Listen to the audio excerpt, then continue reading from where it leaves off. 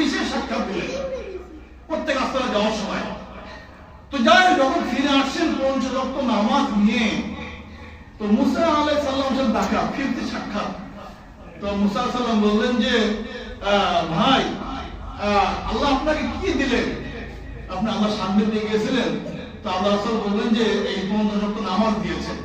তো মুসা আলাইহিস সালাম বললেন যে আমার তো অভিজ্ঞতা আছে, উনি ওর কি নবী ছিলেন, তো বলতে আমার অভিজ্ঞতা আছে ভাই, এই লোকেরা 50 ওয়াক্ত নামাজ পাবে না, তারা মানবে না, আপনি ফিরে যান, কমিয়ে নিয়ে আসেন। অনেক কথা আমরা জানেন, প্রসিদ্ধ কথাগুলো। আল্লাহ রাসূল আবার গেলেন, আবার ফিরে আসলেন, যে সর্বশেষ 10 মুসা সালাম বলে না আপনি আবার যান। তো আল্লাহ তাআলার কাছে আবার গেলেন, তো তখন পাস করলেন আর কি। তো আল্লাহ এ বলে দিলেন যে আল্লাহ নবী আমার দোস্ত হাবিব, আমি 50 ওয়াক্ত নেকি আমার বান্দাদের দেব। সুবহানাল্লাহ। এক ওয়াক্ত নামাজ পড়লে 10 দিব, তাহলে 5 10 এ 50। যারা প্রতিদিন 5 ওয়াক্ত নামাজ পড়বে আল্লাহ তাআলা তার আমলে 50 ওয়াক্তে নেকি দান